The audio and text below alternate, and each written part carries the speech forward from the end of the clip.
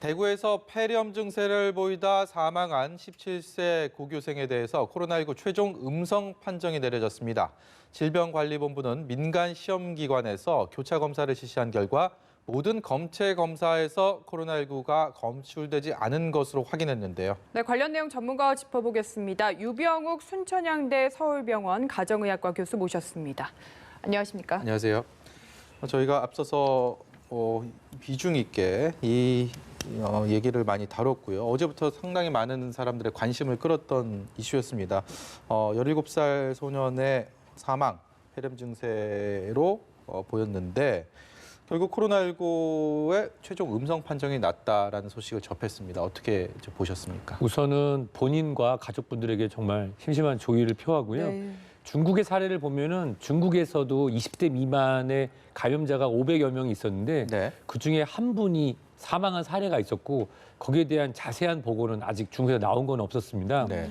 17살 고인에 대해서 우리가 많이 충격을 받았던 것은 일반적으로 기저질환이 있거나 고령이 있는 경우에 코로나19로 관련돼서 치명률이 높다라고 하는 것이 일반적인 이야기 됐었는데요. 네.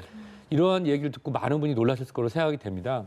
다만 저는 어제 이 소식을 접하고 정말 안타까운 소식인 동시에 예. 코로나19로 인한 직접 사인 가능성은 저는 떨어진다고 생각을 했었고 예. 결과를 접하고도 이건 직접 사인하고 연관성이 적고 이것이 검사 과정에서 발생할 수 있는 이러한 여러 가지 오류 중에 하나의 가능성을 충분히 생각할 수 있습니다. 그 이유는 우리가 이 진단 키트를 사용하는 게 있고 RT-PCR 즉 실시간으로 효소 중합을 통해서 이분 같은 경우는 우리가 사후 진단을 하게 됐는데 우리가 검체를 받아서 그것을 증폭시켜서 특정한 숫자 이상이 돼야지 우리가 양성이라고 하는 건데 특정한 숫자가 차진 않았지만 어떠한 검체에서 유사한 반응이 나오는 경우에는 우리가 그것을 교차 검사를 위해서 믿을 수 있는 민간 또는 재검을 통해서 확진을 하게 되거든요. 네. 그래서 일단은 어저께 나온 결과에는 일부 검체에서 양성일 수도 있는 반응이 나왔었던 거고 그거에 대해서 다시 교차로 모든 검체에서 음성이 나왔다고 하면은 이번에 그런 사안 같은 경우는 코로나19와 직접 사이는 관계없다라고 생각하시는 게 옳을 것 같습니다. 그러면은 진단 키트나 뭔가 검사 자체가 문제가 있었던 거는 아니다라고 저희가 이해를 해도 되는 겁니까? 우선 이 검사 방법 자체가 우리가 지금 하고 있는 이 RT-PCR이라고 하는 검사 방법은 우리가 예를 들어서 인플루엔자 독감 검사를 하게 되면 코를 이렇게 진료실에서 쭉 찔러서 검체를 하고 한 20분, 30분 있으면 이게 양성입니다, 음성입니다 하는데 그것이 70% 또는 80%의 유효성을 갖습니다. 예. 근데 인플루엔자 같은 경우는 우리가 열도 나고 증상 인플루엔자 음성이 나오면 의료진하고 환자분하고 얘기를 해서 이것은 검사가 음성이 나왔지만 지금이 인플루엔자 독감이 도는 시기니까 약을 드세요라고 말할 수 있는 것이지만 지금 현재 이 코로나19는 치료약이 없는 상황이다 보니까 이런 신속 키트를 사용하는 방법 대신에 99%에 가까운 이 리얼타임 PCR이라는 걸 하는데요. 제가 말씀드리고 싶은 건 모든 의학적 검사는 100%일 수가 없습니다. 네. 뭐 비결한 예로 주변에 이런 분들 가끔 있으잖아요. 대장 내시경을 한 지 얼마 안 됐는데 대장암을 진단받았다. 네. 왜냐하면 그 암이 자라는 속도가 2배, 3배 자라는 속도가 우리가 검사한 시점에서부터 보통 요번에 용종 뛰셨으니까 1년 뒤에 하시면 됩니다. 하지만 6개월 만에도 자라는 분들이 드물게 나타나서 걱정을 시켜드리지만 우리가 의학이라고 하는 것은 일반적인 사례로서 권고하는 수준에 따르게 된다면 우리나라에서 진행되는 이 RT-PCR이라고 하는 코로나19의 검사법은 믿으셔도 된다라고 제가 감히 말씀드리고 싶습니다. 네. 교수님께서 그렇게 말씀하시니까 확 신뢰가 갑니다. 근데 이게 당초에 어제 이 소년이 감염 가능성이 제기가 되면서 한때는 뭐 그런 얘기들 많이 있었습니다. 나는 젊은 층은 뭐 이 코로나19랑은 좀 무관하다, 감염 가능성이 굉장히 낮다라는 얘기들이 좀 속설이었기 때문에 혹시 그런 기존의 의학적 소견이 좀 무너지는 계기가 되는 게 아니냐라는 얘기들이 많이 있었어요. 근데 이런 거 상황 일단은 코로나19랑 무관하다라는 결과를 보건당국을 통해서 받았지만 미국의 또 질병통제예방센터에서 젊은 층도 코로나19에 위중해질 수 있다라는 또 발표를 했습니다. 그래서 과연 이 젊은 층에 대한 코로나19와의 관련성을 과연 어떻게 봐야 될지가 좀 혼선이 있을 것 같습니다. 거기에 대한 좀 설명을 부탁드릴게요. 우선 미국 CDC 질병관리본부에 나온 그 내용을 제가 보고 왔는데요. 코로나19는 누구에게나 차이가 없이 발생한다. 그리고 그 다음 단어에 젊은 층도 예외는 아니다라고 하는 그런 부분인데요. 사실 우리가 이 바이러스 질환이라고 하는 거는 노출이 되고 어떤 분들은 감염이 안 되고 노출되고 감염된 다음에도 발병이 안 될 수 있습니다. 예. 젊은 층이라고 해서 노출이 안 된다는 것은 절대로 아니고요. 네. 노출이 된 상태에서 본인의 일반적인 면역이나 건강 상태에 따라서 감염되지 않았거나 감염됐으나 발병되지 않았거나 발병이 됐으나 증상이 너무 미미하거나 초기에 지나가서 본인이 인지를 못해서 진단을 받지 않았거나 할 수 있지만 젊은 분들이라고 해서 예외는 절대 아니다라고 말씀드리고 싶고요. 네. 또 젊은 층에서 우리가 기저질환이 없다라고 얘기하기에는 젊은 분들도 기저질환이 있을 수가 있거든요. 네. 예를 들어서 진단이 되지 않고 본인이 진단받지 않은 상태로 있는 백혈병과 같은 혈액종양 질환 또는 본인이 어렸을 때 앓고 잊고 있었던 천식이나 기저의 호흡기 질환 그 외에도 여러 가지 면역 관련 질환이 있는데 특정한 상황에서는 나타나지 않다가 이렇게 바이러스에 노출됐을 때 그것이 확산성에서 폭발적으로 진행될 수가 있는 것은 네. 분명합니다. 근데 지금 이 젊은 분들에게 드리는 메시지는 아주 제가 항상 명확한 게요. 젊은 분들일수록 사회적 거리두기를 통해서 사회적 확산을 막지 않는다고 하면 젊은 분들이 20, 30대, 40대 젊은 분들이 사회활동이나 이동이 많지 않습니까? 네. 그런 분들이 서로 많이 이동하고 서로 바이러스를 감염, 전파시킨 상황에서 본인은 무증상이거나 가볍게 앓고 지나가지만 그 분들의 부모님은 고생하시고 조부모님은 안타까운 소식을 전할 수 있기 때문에 지금 여러 가지 상황으로 답답하시겠지만 조금 더 사회적 거리두기와 네. 개인 방역, 개인 위생에 신경 써야 된다는 메시지를 이해하시면 좋겠습니다. 네. 네, 이 코로나19 감염과는 별개로 지금 이 소년의 사연이 좀 워낙 안타깝다 보니까 골든타임을 놓친 게 아니냐, 병원을 찾았는데 제대로 돌봐주지 않았다라는 지적이 있어서 이 부분을 좀 이야기를 하고 싶습니다. 병원에서 안타깝고 송구스럽지만 지금 상황도 병원도 대처가 어렵다. 이게 워낙 코로나 확진 음성 양성 판정이 나오지 않으면 상급 병원에서 받아주지 않는다라는 해명을 내놨거든요. 이런 현실적인 상황에 대해서 좀 어떤 식으로 저희가 해결을 해야 된다고 보십니까? 우선 제가 담당 주치가 아니고 해서 정확한 의무 기록을 보고 판단해서 말씀드리기는 어렵지만은 환자는 환자 그 스스로가 치료를 받아야 되는 권리가 있습니다. 근데 다만 지금 이제 응급의료센터라든지 예. 또 병원에 입원을 할 때 지금 코로나19라는 특수한 상황에서 양성 또는 의심되는 분들을 병동으로 이동하게 되면은 최근에 우리 성남 일원에 있었던 종합병원 사태라든지 네. 또 우리나라 은평구에 있던 대표되는 대형 병원의 사태에서도 알 수 있다시피 병원 내 감염으로 진단되게 되면 걷잡을 수 없는 경우도 많기 때문에 네. 여러 가지 고려가 충분히 진행됐을 거로 생각되고요. 네. 다만 제가 안타까운 것은 고열이 있는 환자분에 대해서 이것이 호흡기 질환이라든지 또 이 고열 자체도 사이토카인의 분비라든지 또는 다발성 장기 부전으로 진행될 수 있는 가능성을 충분히 인지를 하고 있다고 하면은 그 부분에 대한 치료가 적극적으로 이루어졌으면 하는 아쉬움은 의료인으로 남아 있습니다. 네. 교수님, 해외 여행 다녀온 이른바 해외 역유입 그런 사례 진단이 확진 진단을 받는 이런 사례들이 두드러지고 있습니다. 일단은 펜싱 국가대표 선수들이 3명인가요? 3명이 또 확진을 판정을 받았고 이런 지금 빗장 걸기를 각 나라별로 우리도 오늘 0시부터 그런 특별 검역을 하고 있는데 이거 어떻게 해결해야 되겠습니까? 중요한 거는 우리나라는 물류와 또 가공무역을 하는 그런 나라입니다. 예를 들어서 우리나라 대한민국에 저기 한 남해안의 어느 지역에서 석유의 매장량이 사우디아라비아보다 많다고 하면은 저도 지금 당장 닫아도 된다고 생각합니다.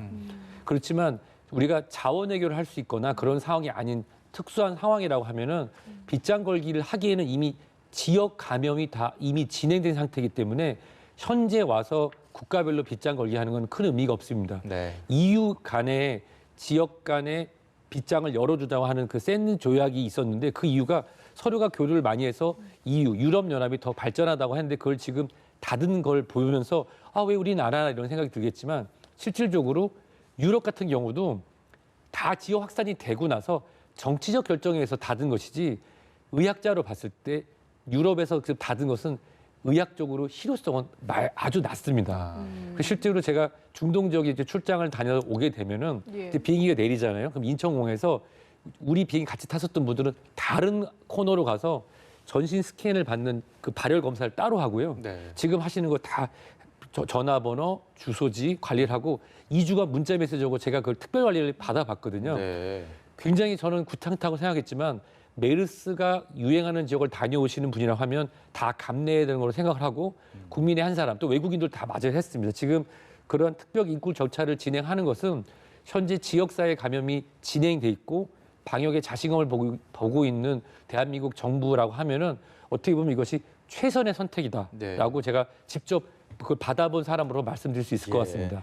그러면은 아예 해외에서 입국한 사람들을 대상으로 자가격리를 2주 동안 하는데 그걸 의무화시키는 건 어떠냐라는 방안도 나오는데 여기에 대한 생각은 어떠신가요? 이 부분은 한국에 오시는 외국인 분들, 예를 들어서 이제 이란 교민분들이 이제 곧 도착하셨거나 이제 도착해서 수속하고 계실 거라 생각이 되는데요. 네. 그분들 같은 경우는 아마 대한민국 국민이시니까 자발적 또는 이제 우리가 지역 간헐 보건소에서 하는 집에서의 100% 격리가 될 거라 생각되는데요.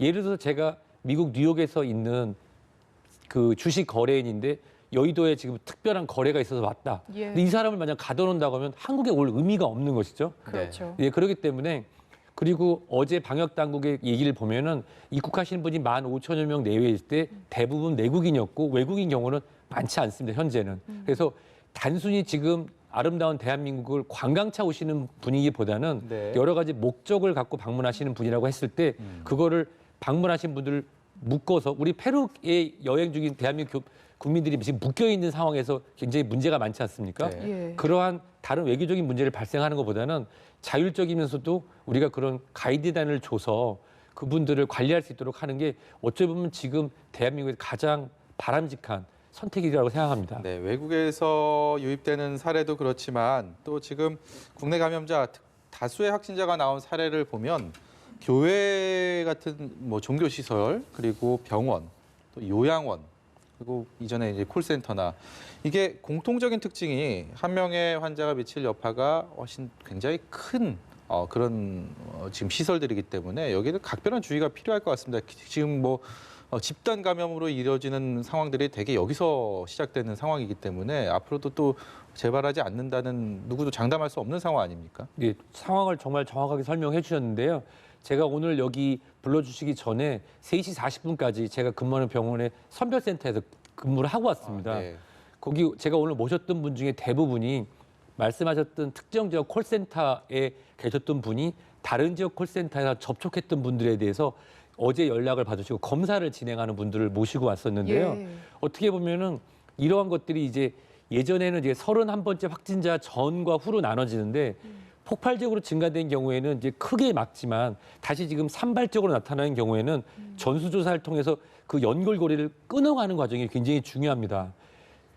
우리가 대구 경북 지역이나 특정 종교로 인해서 폭발적으로 진단됐고 했던 거는 어떻게 보면 이 코로나19로 나타나는 통계적 확진의 착시 현상일 수가 있습니다. 즉 무슨 얘기냐면 이것이 1년간 제가 공포감을 가지라고 말씀드리는 건 아니고요. 코로나19의 특성을 볼 때 1년간 꾸준히 발생을 하고 여름철에 좀 잦아들었다가 가을, 겨울 되면 다시 증가한다 하면 지속적으로 산발적으로 나오고 있는데 특정 지역에서만 숫자가 너무 많았던 것뿐이죠. 네. 무슨 얘기냐면 어제 그제까지는 2자리였다가 다시 3자리로 나타나는 것은 우리가 지금 진단하는 기술을 갖고 있는 동시에 아직도 노출된 곳에서 방역이라든지 개인 위생을 잘 지키지 않는 그런 규칙이 어겨지는 상황에서 다시 산발적으로 이루어지기 때문에 그런 규칙들이 두세 군데에서 깨지고 그것이 어떠한 행사나 종교 모임으로 해서 다시 깨져서 폭발적으로 발생할 가능성은 충분히 있다고 제가 다시 말씀드릴 수 있습니다. 네. 그러면은 사실 저 같은 경우에는 5일 동안 신규 확진자가 두 자릿수라 좀 종식되지 않을까, 종식적으로 가지 않을까라는 기대를 품었는데 그럴 가능성은 정말 낮다고 봐야 되는 거네요. 지금 이야기를 들어보니까. 우리가 지금 살고 있는 오늘의 날은 지난 2, 3주간 우리 국민 여러분과 땀 흘리는 우리 대구 경북 지역의 의료진, 그리고 대구 경북 지역의 주민 여러분, 그리고 이제 방역 당국, 그다음에 지금 언론에서 바른 언론 말씀하신 분들 덕분에 사회적 거리두기, 개인 위생, 개인 방역을 통해서 지켜낸 대한민국의 힘입니다. 예. 왜냐하면 다른 유럽의 국가 보면 막 지금 엄청나게 늘어나고 있잖아요. 예. 사재기를 하고 있는데 우리는 그런 모습 없이 차분하게 거리를 두기. 그렇지만 우리가 지금 흐트러지면 4월 초에 다시 확진자 1,000명, 2,000명씩 늘어날 수 있는 상황은 분명히 있습니다. 네. 지금 오늘 많이 바람이 불어서 강원 일대에도 산불이 났었는데요. 네. 바람이 다시 불어서, 즉 우리가 전파력이 강한 코로나19가 개인 방역을 게을리하고 특정 지역에서 집단 행사들이 일어나게 된다면 예. 그것이 바람이 불어서 잔불들이 커지면 다시 대형 화재가 날 수 있는 그런 상황이라고 이해하시면 좋겠습니다.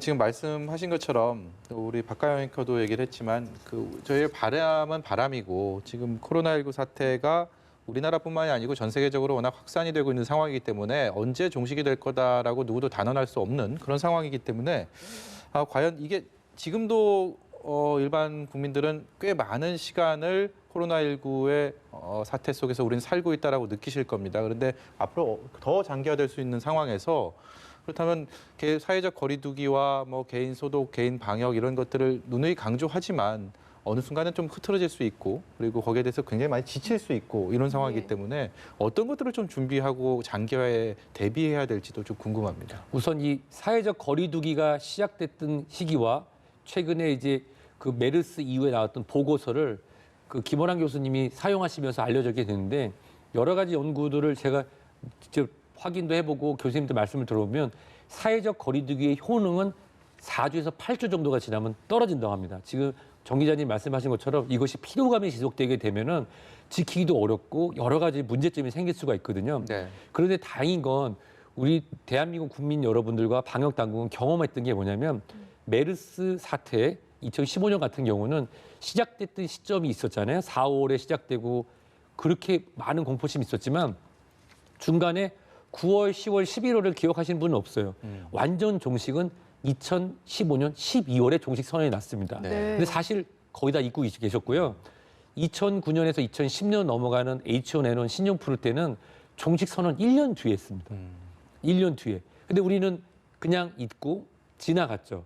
사실은 우리가 아마 어떤 시점이 되면 지금 여러 가지 연구 결과에 따라서 뭐 계절적이나 온도 영향이 있다 없다 하지만 일반적으로 감기가 습한 여름에 더운 여름이 없다고 하면은 여름 지역 지나면서 또 에어컨 안에서도 감염이 발생할 수 있겠지만 밀접 접촉을 하게 되면요 좀 잦아드는 시점에서 우리가 조금 긴장이 풀어질 수 있을 겁니다. 하지만 이것이 H1N1 신종플루가 지금 우리가 A형 인플루엔자, A형 독감이라고 부르는 것처럼 매년 올 수 있다는 가정하에서 백신과 약을 개발하는 동시에 우리는 10월, 11월에 올 수 있는 것에 대해서 경험을 했으니까 네. 생활치료센터를 준비하다든지 아니면 학교 또는 집단 생활에 있어서의 매뉴얼을 지금 개발 중인데 그런 걸 공유함으로써 우리가 이겨낼 수 있다고 생각하시면 좋을 것 같습니다. 결국에는 긴장을 늦추지 말고 계속해서 뭔가 대비책을 세우자라는 말씀인데 지금 최근에 대구 요양병원에서 확진자가 많이 나왔는데 아쉬운 점을 직원이 증상이 있었는데 계속해서 출근을 했다라는 점을 많이들 이야기를 하시더라고요. 근데 이게 뭐 제대로 증상이 있는데 검사를 안 받은 게 문제인 거지. 사실 아니면은 뭐 병원에서의 그런 환경 자체가 문제였을 수도 있다라는 이야기도 있어서 어떻게 생각하시는지 궁금합니다. 우선 이 우리나라의 병원 문화 중에 큰 획을 그게 한 것은 2015년 메르스였습니다. 그 전만 해도 응급실 하면은 그냥 먼저 간 사람이 진료하곤 했는데 그 한국형 응급 환자 분류 K타스라는 것이 생기고 나서는 네. 먼저 갔지만 중환자를 먼저 볼 수 있는 그런 환경이 만들어진 것처럼 이번 코로나19가 우리 사회에 미친 영향은 앞으로 다양한데 특히 병원 같은 경우는 아프면 특히 의료진이 아프면 쉴 수 있는 문화, 아프면 아프다고 얘기하고 병원에 안 가는 문화가 아마 병원에서부터 시작해서 사회적으로 전파될 거로 생각됩니다. 제가 뭐 해외에서 직장 생활해 본 적은 없는데 제가 주로 모시는 분들이 이제 외국 환자분들이다 보니까 그분들은 그냥 아프면 병원에 와서 아프다고 종이 써서 회사 내면은 그냥 쉬시더라고요. 네. 우리나라 같은 경우는 정 기자님 아픈다고 이거 안 나오실 수 있겠습니까? 못하죠. 작년 같으면 네. 나오셔야 되잖아요. 이제 예. 근데 안타까운 게 뭐냐면 그런 병원의 문화뿐만 아니라 이 코로나19의 특성상 본인이 증상이 가벼워서 인지를 못하는 상황에서도 감염을 시킬 수 있는 감염이 될 수 있다는 겁니다. 그래서는 그분을 어떻게 잘못했다는 보다가 이 코로나19의 특성상 본인이 무증상기에 감염원이 됐을 가능성을 배제하지 않고 그런 상황들이 만약에 발생한다고 하면 조금이라도 의심된다고 하면은 그 병원 또는 회사에서 자발적으로 14일간의 격리를 할 수 있도록 해서 연결고리를 끊을 수 있으면 더 좋을 것 같습니다. 예, 오늘 말씀 여기까지 듣도록 하겠습니다. 지금까지 순천향대 서울병원 가정의학과의 유병욱 교수였습니다. 고맙습니다. 감사합니다.